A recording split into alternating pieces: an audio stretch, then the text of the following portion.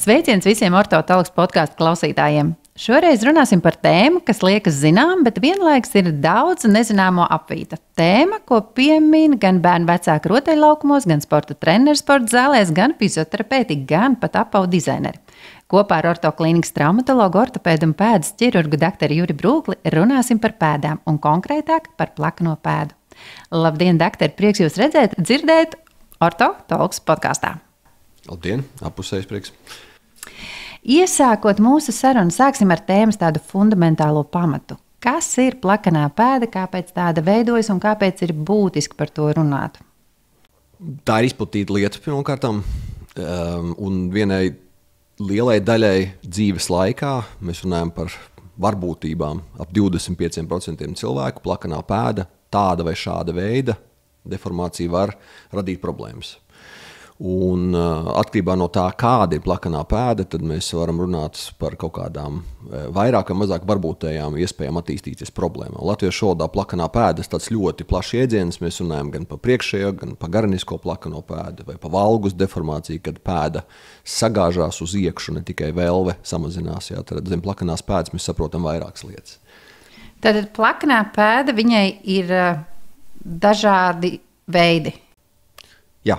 Dažādas veidi, dažādas variācijas vai kombinācijas. Ja mēs runājam par tādu klasisku izpratni plakanai pēdai, kā tautas valodā, kad runā, tad mēs runājam par saucamo planovalgus deformāciju, kad samazinās gareniskā velve un pēdas iekšpuse, teiksim tā, pēdiņās sagāžās uz iekšu, proti, kad potīte virzās otras potītes virzienā, iekšējā potīte, tad tā būtu klasiskā planovalgus deformācija. Kāpēc par to ir būtiski runāt? Ko tas izdara cilvēkam? Viņam ir grūti ar to sadzīvot, vai tas tomēr veido kaut kādu deformāciju cilvēku kopējam ķermenim? Kā teica viens pazīstams dakteris, ka pēdas ir pamats, jeb fundaments, un ja attiecīgi apakšā šajos te pamatos veidojās šķiepšanās, tad tas var ietekmēt visu balss kustību aparātu. Gan celis var rotēt uz iekšu, iegurnis sagāžās, pastiprinās mugurkaula jostas daļas, izliekums, un attiecīgi tas var radīt ilgāk perspektīvā, problēmas visam skeletam. Bet, ja mēs runājam tieši par plakano pēdu, tad vairāk tās ir problēmas, kas saistītas tieši ar pašām pēdas sūdzībām. Sāpes, nespēja attīstīt atspēriena, paleciena spēku, tas var būt nestabilitāte vecākiem cilvēkiem, tad šīs pēdas vājuma nestabilitātes dēļ, faktiski viņiem vispār atspēriena funkcija kāja samazinās un ir lielākoties problēmas saistītas tieši ar sāpēm, tūskām pēdā un tā tālāk. Kā jau iesākumā minēju, šī tēma ap sevi veido tiešām daudz un dažādas pieņēmumus un arī nostāstus, tāpēc pirms dosimies tālāk jau padziļinātākā tēmas izpētē pavisam neliela aktivitāte. Esmu apkopojis vairākus apgalvojumus par šo tēmu. Jūsu uzdevums, doktori, pavisam īsi sniegt atbildi, cik šajā apgalvojumā ir patiesības vai varbūt tieši pretēji maldi. Savukārt jums, klausītāji, ja kāds no apgalvojumiem šķiet pazīstams vai vēlaties uzzināt par to vairāk, noteikti klausieties mūsu sarunu arī tālāk, jo pēcāk jau atbildēsim uz to visu padziļinātāk. Bet tātad jautājumi. Plakanā pēda slimība vai tomēr anatomiska īpatnība? Viennozīmīga anatomiska īpatnība, kas pēc tam var izvērsties par slimību. Plakanā pēda vienmēr cilvēkiem izraisa sāpes? Nē. Ja nav pēdas ārkas, tas nozīmē, ka pēda ir plakana. Ir plakanā pēda. Jā. Visiem bērniem ar plakano pēdu nepieciešama ārstēšana? Nē. Ortopēdiskie apavi izārstē plakano pēdu? Nē. Plakano pēdu var izārstēt staigājot ar plikām kājām? Nē. Nav jēgas vērsties pie ārsta ar šo problēmu, jo tāpat neko nevarēs īsti darīt.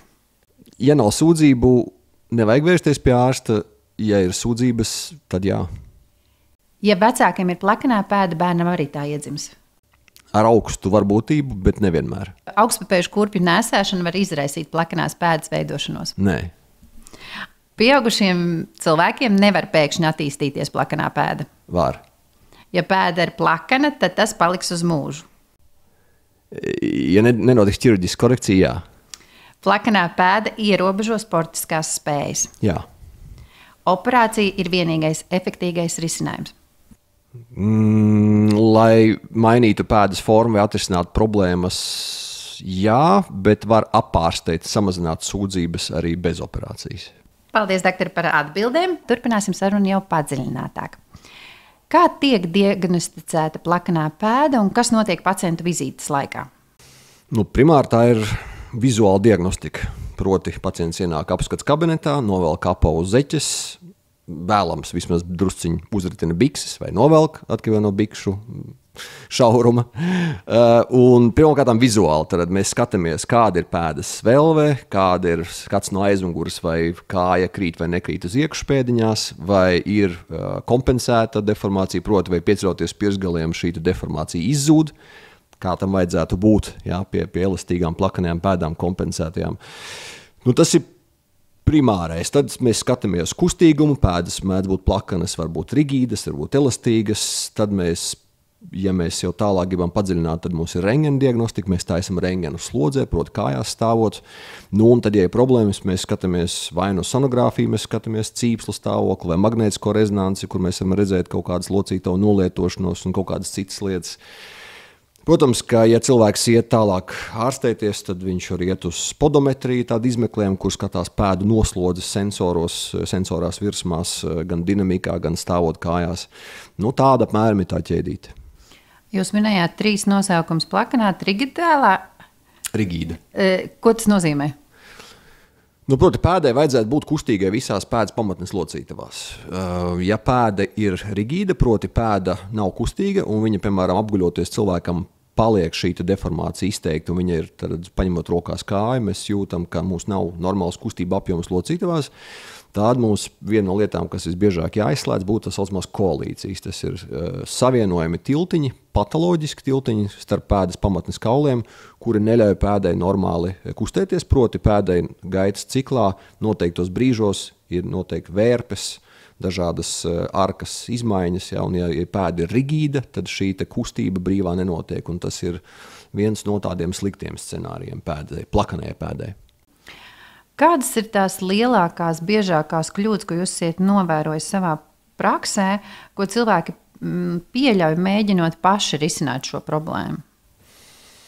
Ir 2 galējības. Reizēm bērnus vazā pa visādiem izmeklējumiem un zolītes taisa maziem bērniņiem, kuriem nav vajadzīgas zolītes. Tas ir, protams, mans kaut kur subjektīvs viedoklis, bet tad viens ir hiper, tāda ārstēšana, kad ārstēt to, ko nevajag ārstēt, jo bērniem līdz 10 gadiem plakanā pēda ir normāli. Un otra galējība ir tāda, ka ilgstoši sūdzības sāpes, bet cilvēks nevēršas pēc palīdzības, bet viena daļa atrod kaut kādu risinājumu, jau aiziet uz podometriju, izgatavo zolītes, kaut kādā veidā sāk ārstēt. Bet lielākoties ir tāda vai nu iekavēts, vai ir par daudz par agru tiek ārstēts. Jūs pieminējāt bērnus. Kurš būtu tas vecums, kad vajadzētu sākt uztraukties šie 10 gadi tikai, vai tomēr jāsāk vērot jau agrāk? Tendence var redzēt agrāk. Ja, piemēram, tētim vai mammai izteikti plakana pēda, bērns ir 7 gadu vecumā ir izteikti plakanām pēdām, tā varbūtība, ka spontāni pēdas forma koreģēsies, ir ļoti neliela. Bet var vērot līdz 10 gadiem, ja mēs zinām, piemēram, ka 5 gados 95% bērniem plakanas pēdas ir. Tad līdz 10 gadu vecumam paliek tikai kādiem 5%. Attiecīgi, ja mēs redzam tendenci uz uzlabošanos, tad mēs gaidām sevišķi no sūdzību. Ja ir sūdzības un izteikti deformācija, kas lēnā garā nemainās, tad, protams, ka var reaģēt arī ātrāk. 8, 9 gadi ir jau tāds laiks. Tas pat ja vecākiem ir plakanā pēda un ir redzams, ka bērnam ir iedzimis, tad arī tik un tā ātrāk nevajadzētu uzsaukt nekādu. Nē, protams, ka var, ja bērni iet pie bērnu ķirurga vai kaut kādās sporta profa apskatēs, viņiem parasti rekomendē vingrošanu, viņi var iet pie fizioterapeita, stiprināt muskuļus, daudz staigāt basām kājām, tad basas kājas neatrisina problēmu, bet, ja ir labi muskuļi, tas kompensē sūdzības pēdai. Ja tiem, kam ir labi trenēti muskuļi, nav liekā svara, tiem bērniem arī pie diezgan plakanām pēdām var nebūt par nekādu sūdzību. Jūs teicāt, ka plakanā pēda var arī skart pieaugušos. Kāpēc tā veidojas un vai ir un kādas galvenās atšķirības ir starp bērnu un pieaugušo plakano pēdu? Teiksim tā, formas izskata ziņā nav nekādas starpības. Tas plakanā pēda, šī plana valgas deformācija ir pilnīgi vienāda gan bērniem, gan pieaugušiem, bet tur ir dažādi mehānismi. Piemēram, bērniem plakanā pēda ir iedzimta, un viņi var dzīves laikā pamazām progresēt un izvērsties par sūdzībām jau. Pieaugušiem cilvēkiem var izveidoties plakanā pēda. Es teiktu tā tendence droši vien, ka ir, bet plakanā pēda var progresēt dzīves laikā. Tad tās ir Teiksim, tipiski cilvēks 40+, teiksim, ja vēl ir klāt kaut kāds svars, fizisks darbs, tad plakanā pēda var dekompensēties, ja viņa kļūt simptomātiski un pastiprināties šī deformācija, dzīves laikā pieaugot vecumam. Bet ja viņa nekad nav bijusi, viņa var rasties? Strīdīgs jautājums. Es domāju, ka tas var būt traumatiskas dabas, tad var rasties pilnīgi no nulles, piemēram, kaut kāda smagāka pamežģījuma trauma pēdai, pēdas locītavai ar, piemēram, iekšējās, ja mediālās saites, deltveida saites bojājumu. Ja ir, piemēram, bojājums saucamajam springa ligamentu kompleksam, tas ir saišu aparāts, kas tur pēdas garinisko vēlvi, tad var būt traumatiskas dabas. Vai pēc kaut kādas ilgstošas pārslodzes var izveidoties no nulles, bet lielākoties mēs runājam par tādu pakāpeniski progresējošu un simptomi vienā brīdī parādās. Bet bērns, kurš ir piedzimis plakano pēdu, tādu pilnīgi 100% atvesaļošanos, viņš bez ķirurģiskas iejaukšanos nebūs? Nē, pēdas forma nevar spontāni izkoriģēties. Ja ir normāla bērnu planus deformācija, viņiem plakanas pēdiņas ir dzīves laikā pamazām līdz 10 gadu vecumam var izkoriģēties spontāni, bet no tādas izteikts plakanas pēdas spontāna korekcija nenotiek. Tas būtu brīnums. Kas ir šobrīd tādi modernākie pieejamākie risinājumi pie pēdu ķirurģijas saistībā ar tieši ar plakano pēdu? Ja mēs runājam bērnu vecumā līdz kaut kādiem 12, 13 gadu vecumā, labus rezultātus uzrāda, tā nav gluži superjauna metode, bet tā ir tāda, laikam, pēdējā laika tas galvenais jaunievedums, ka var koriģēt maz invazīvi ar speciālu skrūves palīdzību plakanās pēdas deformāciju jauniešiem. To var pielietot arī kā papildus manipulāciju un, teiksim, kā ļoti retos gadījumos kā izolētu soli arī pieaugušiem. Proti speciāla skrūve, kas ir speciāli dizainēta pēdas korekcijai, tad tas būtu tas jaunākais. Un, ja mēs runājam par tādām ķirurģiskām ārstēšanas metodēm, tad mums ir ar vienu pienāk klāts jauni implanti. Tad plakano pēdu var ārstēt ķirurģiski, izmantojot tādus modernākus implantus. Piemēram, viens no tiem ir tāds saucamais internal brace, tāds iekšējā ortoze, laikam tūkojumā. Tā ir tāda sintētiska pīta lente, ar kuru mēs varam pastiprināt vājas saites, slīpsvīta cīpslas operācijas laikā. Tas laikam būtu tāds, ja mēs runājam par jaunākajām lietām. Un tad, teiksim, vēl viena lieta klāta, kas ir viens no soļiem, piemēram, tas, ko mēs orto darām arī, ir mazinvazīva papēža, piemēram, plakanos pēdu, kad ķirurģiski koriģē, tad var koriģēt ar griezienu palīdzību papēdi, zāģēt un mainīt formu, un var to darīt ar maza griezienu palīdzību ar kaulu frēzi. Tas ir tāds, jāsaka, tāds vispār pēdas ķirurģija tāds avangards. Tātad par šīm ķirurģiskajām iejaukšanās, jeb operācijām, jūs iesakiet, ka jāveic šī operācija. Kas sagaida tālāk pacientu turpmākajā rīcībā, ar ko pacientam jārēķinās, cik ilgas ir šīs operācijas, vai pacients kaut ko jutīs operācijas laikā, un kas tieši tiek darīts? Un droši vien mums šis ir jāsadala bērni un pieaugušie. Bērniem operēts tiek abas divas pēdas vienlaikus, protams, pirmās 2 līdz 4 nedēļas ir grūtāks, tāpēc, ka saoperētas abas kājas, un abas kājas sāpīgas ir. Tas ierobežo tādu pārvietošanos sākumā. Pēc tam 2 līdz 3 mēnešu laikā sūdzības lielākoties pazūd, un tad pēc tam vairāk nav nekāda sūdzība. Protams, jākontrolē, vai sūdzības neparādās pēc tam dzīves laikā, no tās skrūves potenciāli kaut kāda izgulējums kaulā, vai tāds varētu būt, bet tas notiek ārkārtīgi reti.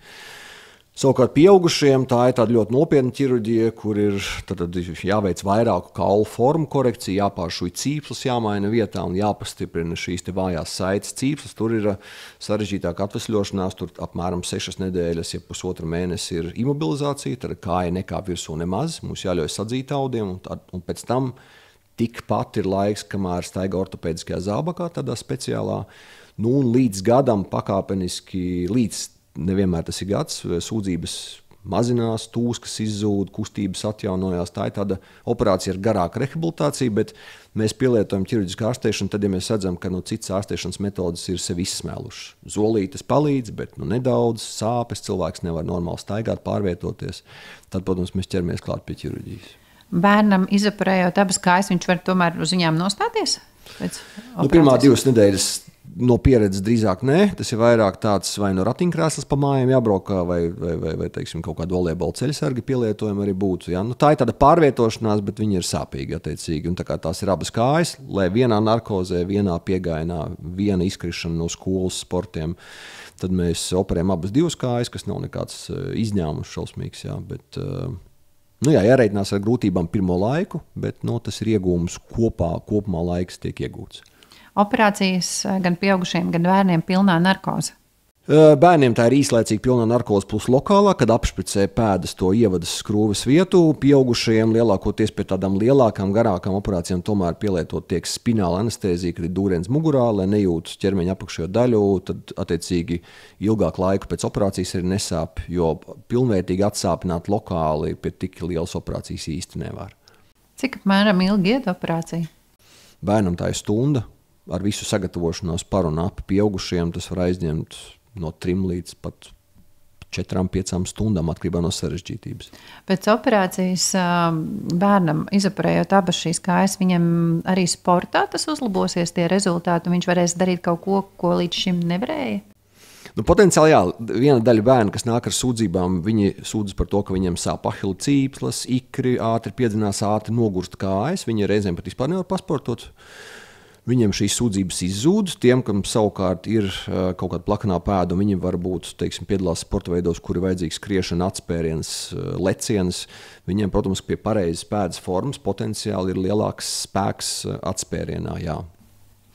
Tad vislabākais variants ir sākot no 10 līdz kaut kādiem 15, 20 gadiem to visu sakārtot, jo, es saprotu, izmaiņas nebūs, un viņš pat varētu progresēt tas viss. Mēs runājam par tiem, kam ir sūdzības, un vēl tāds filozofs apsvērums ir, ja ir ļoti izteikta deformācija, mēs saprotam, ka tas var augstu risku radīt problēmām nākotnē. Optimāls vecums tai mazajai invazīvai operācijai būtu līdz kādiem gadiem 13, kamēr pēda aug, pēc tam var likt iekšā skrūvi, bet nevar sagaidīt tādu tik izteikti paliekošu efektu. Un līdz tiem, ja ir sūdzības, tad mēs parasti testējam ar zolītēm, skatāmies, vai tiešām kaut kādas sūdzības ir saistītas ar pēdas formu. Bērnam būtu labi aiziet pie fizioterapeita, pavingrot, nostiprināt muskuļus. Un vienai daļai, kam ir diezgan izteikts plakanas pēdas, nav nekādu sūdzību, tad tas ir vairāk tāds, atkārtošos filozofijas dabas jautājums, vai mēs uzskatām, ka varētu būt problēmas nākotnē vai nē. To mēs nezinām. Parunāsim par apaviem, modi un kultūru. Es zinu, doktori, kad jūs esat jau vairāk kārt intervijās par to runājis, bet baskāja apavi. Kas baskāja apavos ir tik īpaši, un vai tiešām viņi var palīdzēt arī pie šāda veida problēmas? Ja mēs pieņemam, ka no dabas cilvēkam paredzēts staigāt basām kājām, tas nav stāsts, ka vajadzīgs ir obligāti 2 centimetri papēžu paaugstinājums, jo tā ir vislabāk. Nē, tā ir visērtāk, jo lielākajai daļai cilvēki ir saīsināti ikru muskuļi no sēdēšanas pastāvīgās. Attiecīgi pie saīsinātiem ikriem cilvēkam reizēm beigies diskomforts staigāt basām kājām, velk ikrus. Ja mēs runājam par baskāju apaviem, viņi mūs tuvina pēc iespējas basām kājām, kā tas ir no dabas paredzēts, bet dēļ tā, ka mēs staigājam pa ļoti cietām, vienveidīgām virsmām, stikliņa, akmentiņu un tā tālāk, nevienmēr ir basas kājas arī sociāli pieņemami. Ja jūs staigāsiet pa pilsētu basām kājām, tas iztīsies dīvaini mazākais. Tāpēc baskāja apavi tas ir tāds kompromiss, mēs varam staigāt tā kā tuvāk basām kājām, bet tieši laikā mums ir pasargāts pēdas no tādām vidas ietekmes, jā, tad akmeņi, čiekuri mežā, kaut kādi stikli un tā tālāk. Tā nav panacēja, tas nav arī domāts tā, ka jebkuru plakano pēdu tagad var izārstēt ar baskāju apaviem. Tāds noteikti nav, bet ja mēs runājam tieši bērnu vecumā, tad ļoti svarīgi būtu pēc iespējas staigāt basām kājām, vai šie baskāju apavi var drusku tuvināt mūs tam pieaugušajiem. Es parasti saku tā, ja cilvēkam nav problēma, viņam vispār nekas nav jādomā par apavu mājiņu, lai viņš staigā visu mūžu, kādos apavos grib. Bet ja ir problēmas, piemēram, vāji pēdas muskuļi, vai cilvēks grib pamēģināt kaut kādu, teiksim, tādu, citu momentu, piemēram, sportā vai ikdienā, kas ir tāda ļoti interesanta sajūta baskāja apavos staigājot. Jā, tas nav basas kājas, bet tas kaut kur tuvāk. Tad es iesaku pamēģināt vismaz pārmaiņai kādai. Zinu, ka mans nākamais jautājums varētu būt liekas, jo jautājumā, vai cilvēkiem būtu jāizvēlas apavu pēc skaistuma vai pēc anatomijas. Pēc skaistuma. Bet vai vispār ir kāds kompromiss, jo mēs meitenes, protams, ļoti, ļoti cienam ārstus. Līdz brīdim, kad skatlogā ieraugam savas kurpes un ja vēl viņas ir uz atlaidi. Jā.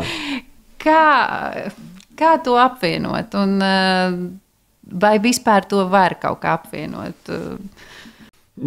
Tas droši vien ir par kaut kādiem kompromisiem un par to, cik kaut kādas nepareizās lietas mēs darām. Mēs visi zinām, ka saldumi nav labi, bet, ja cilvēks uzēda šādu un tādu kūku, nekas slikts nav pareizi. Vai, teiksim, ir kustēties vajag, bet vienmēr mums nesanāk. Ja mēs runājam par apaviem, jācenšas, protams, būtu izvairīties. Tā, ja cilvēkam nav problēma, cilvēks var staigāt kādos apavos vēlas. Ja, piemēram, mēs runājam par tādām tipiskajām lietām, teiksim, haluks valgus deformācija, greizais īkšķis, vai, piemēram, ir rigidus īkšķis, kad ir jau artroze attīstīts un īkšķis kļuvis mazkustīgs, tad, protams, uzvilkt augstus papēžus ļoti smailu purngalu, kas visus pirkstus sadzen kādā ķīlī, tas droši vien nebūtu funkcionāli labākais. Ja tas notiek reizi pa reizē, tad droši vien tas nav nekas, bet ja tas ir visu laiku regulāri, protams, apavi neizraisa, bet apavi var veicināt deformāciju vai sūdzības. Bet ja mēs runājam par tādiem brīvā laika apaviem, tad pareizā būtu izvēlēties apavus, kuriem ir pēc iespējas platāka purngala daļa, lai pirkstiem ir vieta, tas ietekmē stabilitāti, pirksta formu un tā tālāk. Es teiktu, apavi ir jāmaina, lai nav visu laiku vienādi apavi. Un vienkārši ieviest brīvā laikā tādas apavus, kas mazāk kaitē pēdām. Ar ko var sievietes rēķināties, ja viņas grib būt tajā skaistumā un tomēr tie pirksti tiek saspiesti tajā ķīlī un tas notiek ilgtermiņā? Kādas sekas var tam būt? Es esmu šajā tēmā ļoti detalizēts, jo es visticamāk gribu vēl kādas šauras apavus. Teiksim tā, apavi, kā jūs teicat, neizraisa deformāciju, bet ja ir tendence, piemēram, greizajam īkšķim, tad ļoti šauras purngals var izdarīt tā, nostāties ar pēdu uz zemes un blakus nolikt to kurpi slodzē, tad kājās stāvot un apmēram paskatīties, kāda pēda izskatās bez apava un kādos apavos mēs mēģinām dabūt viņu iekšā. Droši vien, ka tas ir stāsts par veicināšanu. Ja ļoti daudz tādos apavos staigā, tad tā varētu būt problēma. Ja mēs runājam par plakano pēdu, tad apavu tādai formai nav tik liela ietekme. Protams, tā, ja pirksti sadzīti ķīlī, pēdas priekšējā daļa ir nestabilāka, mazāks atbalsta laukums. Attiecīgi, tas var veicināt tomēr pēdas gāšanos visu uz iekšu. Bet, ja mēs runājam tieši specifiski par plakano pēdu, tad apaviem nav tik liela nozīme. Es drīzāk teiktu tā, pie plakanās pēdas, ja ir šī planava augs un pēda krīt uz iekšu, drīzāk jāskatās apavi, kuriem būtu zemāks, stabilāks, stingrāka materiāla papēža daļa. Piemēram, ko es redzu, es pats skrienu, Rīgas maratons, skrienu cilvēkam no aizmuguras, smagnēji skrien, vēl uzvilcis ir botas, kurām ir tādas pufīgas, mīkstas zoles ar mīkstu adījumu augšā, un es redzu, kā pēda uz katru to atspēriena brīdi gāžās uz iekšu. Un skaidrs, ka ja cilvēks noskies 5 km 2 reizes nedēļā, nekas nebūs, bet ja cilvēks nolēmis ir skriet ātrāk, tālāk, un ar šādām pēdām, šādā kombinācijā ar apaviem, tas var radīt problēmas. Jo šāds apavs konkrēti destabilizē pēdu. Šajā mirklī es iedomājos, kāds ir skrien maratonu, man jāapskatās, vai Dr. Brūklis neskrien man no aizmugures. Jā, viņš vienīgais, ko pēda ir cilvēku. Es nenozodu, es tikai, jā. Bet tas ir tikai sākumā, kamēr man pašam spēks ir par to domāt. Kas ir pārsteidzošākais, ko jūs esat redzējis savā praksē, kāds plakanās pēdas gadījums, kas jums ir palicis spilgt atmiņā? Es nebiju gatavojis šim jautājumam, bet es atcerējos. Situācija sekojoša. Atbrauc puika, viņa dzīvo ar mammu Anglijā. Atbrauc, viņam ir plakana pēda un ir sūdzības, ka nevar spēlēt futbolu. Anglijā visi spēlē futbolu, viņš jūtās tā kā drusku diskriminēts. Mēs skatāmies, jā, pēda ir plakana. Mēs taisam visu izmeklējumus, izrādās, ka viņam ir šī kolīcija, kauliņi sauguši un plakana pēda. Mēs taisam operāciju, atbrīvojam, tad griežam ārā šo kolīciju, padaram pēdu mobilāku un liekam iekšā šo skrūvīti, kas pēdu koriģē formu. Puikam viss tur labi, viņš atbrauc uz kontroli, uz tā gada kontroli, viņš var tur spēlēt futbolu, jūtās jau labāk, protams, ka kāja pastīva nav ideāli, bet ir stipri labāk nekā bija. Galvenais, ka pēda ir taisna. Un tagad viņa mamma saka tā, viņai jau sāp potīte visu mūžu, viņa tā kā nevar tur izklupienu kustību uztaisīt un tā tālāk. Un viņa tur treneris teica, ka iesot jāpaskatās. Mēs skatāmies viņas kāju, Viņai nav plakanās pēdas, bet viņai ir tāda pati koalīcija kā dēlam, tai pašai kājai. Viņa ir nodzīvojusi līdz 40 plus gada vecumam, bez simptomiem, tikai tas, ka viņa sportā jūt sāpes. Ja? Tad viņa pēdējā laikā parādījušās bija sāpes. Tad to nodzīvot ar koalīciju un problēmu pēdā, to pat nezinot. Ja? Un tu tikai nokļūst pie tās problēmas risinājuma tikai tāpēc, ka tev bērnam tā problēma bijusi.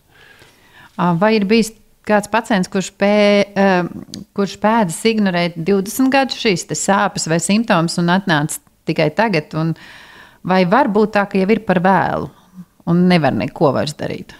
Mēs par vēlu vienmēr var kaut ko darīt. Ķirurģiski vienkārši mēs runājam par to, ko mēs darīsim, uz kādiem kompromisiem mēs iziesim. Ja ir, teiksim, jauns cilvēks, viņam nav būtiski cīpslu bojājumi, locītavu bojājumi attīstījušies vēl, tad mēs, un pēda ir kustīga, tad elastīga, mēs šo te pēdu koriģējam tā, lai viņa arī saglabātos kustīga, tad elastīga. Ja, piemēram, atnāk cilvēks, kam jau plakanās pēdas dēļ ir izveidojušās jau tādas neatgriezeniskas struktūrālas izmaiņas, ir sabojājusies, piemēram, subtalārā locītava ir saplīsusi, visbiežāk tā ir tibiāls posterior cīpsle, tad mēs reizēm pieņemam lēmumu par kompromisu operāciju, proti mēs cilvēkam likvidējam kustības vienā no pēdas locītavām vai vairākās, ja, koriģējot pēdas formu, bet caur to mēs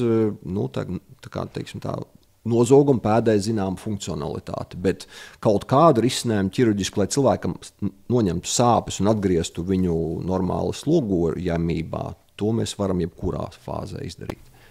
Vai cilvēks var būt par vecu, lai viņam veiktu kāju pēdu operāciju? Par vecu es domāju, ka nē. Lielākoties vecākiem cilvēkiem mazākas prasības pret dzīvi. Viņi kaut kā tiek galā arī ar kaut kādiem ortopēdiskiem apaviem tā tālāk, bet reizēm ir, ka cilvēkiem ir blakus saslimšanas vai kaitīgi ieradumi, kuri dara mūsu ķirurgus ļoti bažīgus. Tad atnāk cilvēks, kam ir slikti kompensēts cukurddiabēts, smēķētājs jau ar problēmām asinsvadiem un ādas stāvoklim, tad tie pacienti augsta riska. Viņi jārēķinās to, ka viņiem var kaut kas nesadzīt, sākt strutot un tā tālāk. Tie ir tādi pacienti, kurus mēs ķirurgi ļoti labprāt cenšamies neoperēt drīzāk. Vai pie jums kādreiz bijis pacients, kuram nemaz nav problēma, bet viņš tieši pretēji ir pārliecināts, ka viņam ir šīs pēdu problēmas? Tie nav tikai pēdām. Mēs katru dienu tādas pieņemšanā redzam. Es, protams, tos pārspīlēju. Ir cilvēki, kuri atnāk interesēties. Viņiem ir kāds ir teicis, ka viņiem tur kaut kas ir, vai viņiem pašiem liekas, un tad viņi atnāk, teiksim, arī bez sūdzībām reizēm vienkārši paprasīt, jā, vai man ir, vai man nav, vai man kaut ko vajag darīt. Jā, tādi pacienti mēdz būt, un tad mēs arī izrunājam, ka, ja sūdzība nav, varat vienkārši vingrot un neko nedarīt. Jā, reizēm ir tādi. Bet profilaktiski tas jau nav slikti, jo cilvēkam vismaz miers, kad viņam viss kārtībā. Jā, ziniet, kā par jūsu naudu, jebkuras izklaides, jā, ir tās teiciens. Nē, ja cilvēkam ir kaut kādas šaubas, vai viņam gribās uzzināt, vai viņam nav problēma, vai ir, protams, ka mēs skatāmies. Ne jau mēs skatāmies tikai kaut kādus smagi slimus cilvēkus, jā, protams. Cik ir būtiski mūsu pēdu veselībai fizioterapija? Grūti pateikt tā, profilaktiski visiem tagad iet vingrot, droši vien, ka nē, tas pirmkārt pārslogos kaut kādu sistēmu, un otram kārtam tas ne visiem vajadzīgs ir, bet ja cilvēkam ir kaut kādas problēmas, tad, piemēram, plakanā pēda, kas lēnā garā dekompensējās, vai ir ar vai bez sūdzībām pats, jā, fizioterapija, tāds saucamais footcore protokols, proti ir speciāli vingrinājumi, kas nostiprina pēdu, apakšķilu muskultūru, kas var kompensēt, proti neļaut šai te pēdai kļūt simptomātiskai vai samazināt simptomus. Tādā ziņā fizioterapija viennozīmīgi ir, jā, tur var kombinēt, protams, klāt ar teipošanu, ar zolītēm un tā tālāk, jā. Saprot, ka viņam ir sūdzības, viņam ir sāpes. No sākuma viņam vajadzētu doties pie traumatologa, ortopēda vai pie ģimenes ārsta. Kāda būtu tā secība, kā cilvēkam vajadzētu rīkoties? Droši vien pareizākā secība būtu aiziet, protams, aiziet pie ģimenes ārsta, bet ģimenes ārsta lielākoties viņi var ieteikt, piemēram, kaut kādas zolītes, viņi iesaka aiziet pie traumatologa, un tad atnāk cilvēks pie traumatologa, mēs uztaisam izmeklēšanu, skatāmies, varbūt reizēm pietiek paskatīties un pataustīt kāju, reizēm mums vajag uztaisīt papildus diagnostiku, un tad mēs lielākoties tas pirmais solis, ka, ja, protams, nav kaut kādi jau struktūrāli bojājumi, kas ir visticamāk jāārstē ķirurģiski, tad cilvēks iet vingrot pie fizioterapeita un izmanto tehniskās palīga ierīces zolītes. Tā ķēdīte iet uzreiz pie tehniskā ortopēda, taisīt podometriju un uzreiz izgatavot zolītes. Tā arī droši vien var darīt, bet reizēm nevajag sarežģīt. Reizēm pietiek ar nopirktām zolītēm, vienkārši parasti veikalā nav jātaisa dārgs izmeklējums un kaut kādas ļoti specifiskas ortopēdiskās zolītes. Es teiktu, drīzāk ir jāatnāk pie ārsta, pie traumatologa ortopēda, un tad jāskatās, cik sarežģītai jābūt ārstēšanai. Bet cilvēks var arī, ja viņš redz viennozīmīgi, ka viņam ir plakana pēda, un viņam jūtās kaut kāds diskomforts, sāpes, tur vēl kaut kur vai apakštilbā vai pēdā, var aiziet uz medicīnas preču veikalu, vienkārši nopirkt visvienkāršākās ortopēdiskās zolītes, viņas maksās stipri lētāk nekā kaut kādas konsultācijas un izmeklēšanas. Noslēdzot mūsu sarunu, tāds īsts kopsavilkums, ko mums vajadzētu paņemt no šīs sarunas, ņemt vērā un atcerēties? Pirmkārt, jāsaprot, vai kaut kas vispār traucē vai nē. Ja kaut kas traucē, tad jāsaprot, kas traucē. Vai es varu kaut ko pamainīt savos apavos.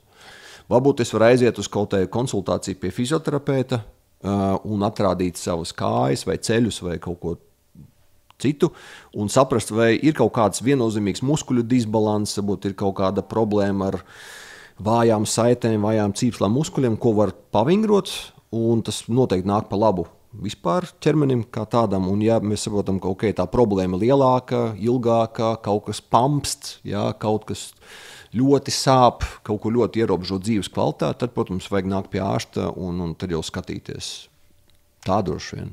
Un, protams, ka pēc iespējas mēs zinām, ka šādas problēmas veicina liekais svars, nepareiza apavi kā tādi, tad mēģināt tos pārējos faktorus, ko var pats cilvēks pamainīt, tad tiem varbūt sākt strādāt arī. Ir vēl kādi faktori, kas to varētu ietekmēt? Liekais svars, apavi?